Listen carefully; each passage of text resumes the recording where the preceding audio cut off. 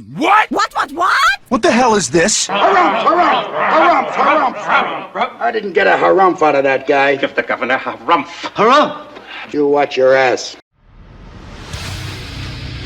I see you shiver with anticipation. Let the show begin. Hey everybody, this is David Heretic coming at you with another edition of Q&A with DH. Hope you enjoy. Chris Driver asks, "Hey David, you often comment on how simple songs are, which always hits my ears as being a little bit besides the point in evaluating a song. However, as a musician, I can see how the relative complexity of a song structure is something you can't help but notice." Very true. I can't help it. And everybody always tells me I need to just relax and listen to the song. I can't. My brain is just not wired that way. It's not conditioned that way. When you've been playing music since the age of 3 and you've been playing music for over 40 years and studying music, you can't help but do that. I'm sorry. I can't help it.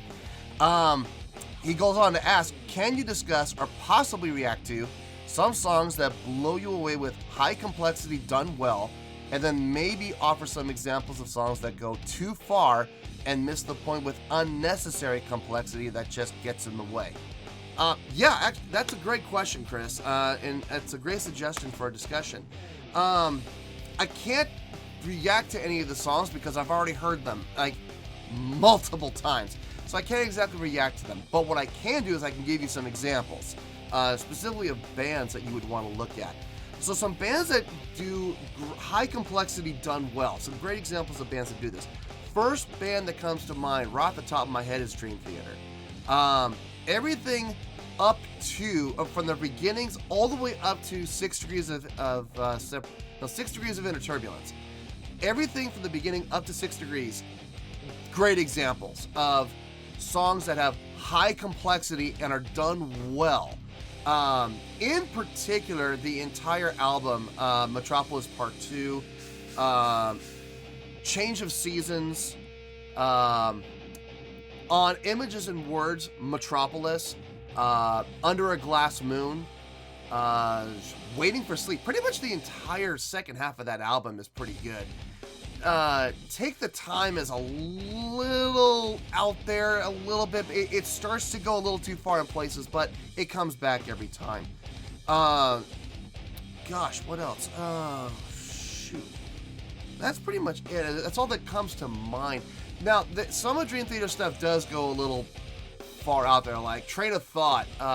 It's a little out there. That entire album is pretty much out there. Octavarium is very out there. I don't like that album, I'll be honest with you. One of the reasons I stopped listening to them is they were just getting too far out there. Other bands, Rush, obviously. 2112, if you want to look for an album, for a song that has great complexity, that doesn't go too far, 2112, definitely check that out. It's a great song. It's the song that actually got me into Rush in the first place. Two bands I'm going to mention here that people wouldn't think about, but their music is actually quite complex. King Diamond and Merciful Fate. In particular, King Diamond. Merciful Fate's a little more straight ahead, but King Diamond's solo project stuff, a lot of great musicality, especially in the earlier albums like Abigail, Them, Conspiracy. Great examples of using multiple key changes within a song. In particular, the album Them. Some great songs on there that show some great key changes. Them and Conspiracy, both of those albums.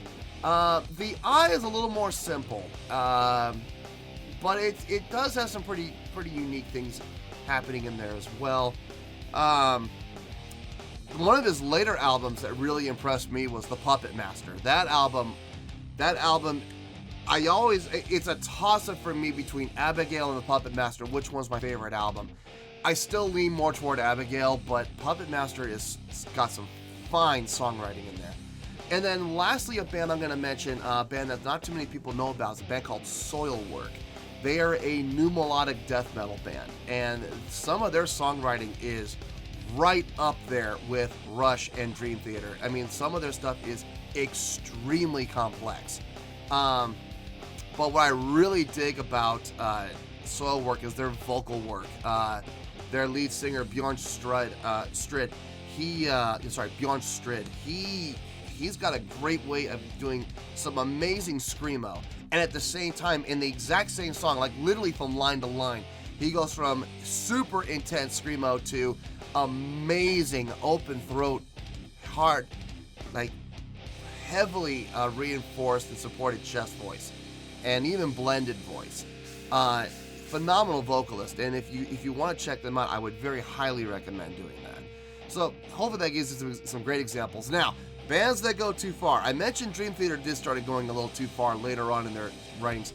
I can think of one band right off the top of my head that goes way too far. And they're related to Dream Theater, LTE, Liquid Tension Experiment.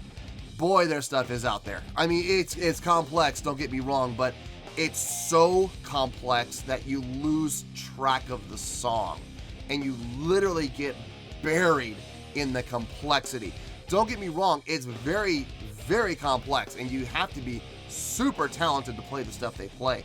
But it's like, where did the structure of the song go? Wait a minute, where's the melodic line? It's just like they go a little too far, and they go too far often. So that's an example of a band that takes it a little too far. So check them out if you want to, but proceed with caution. Hopefully that answered your question.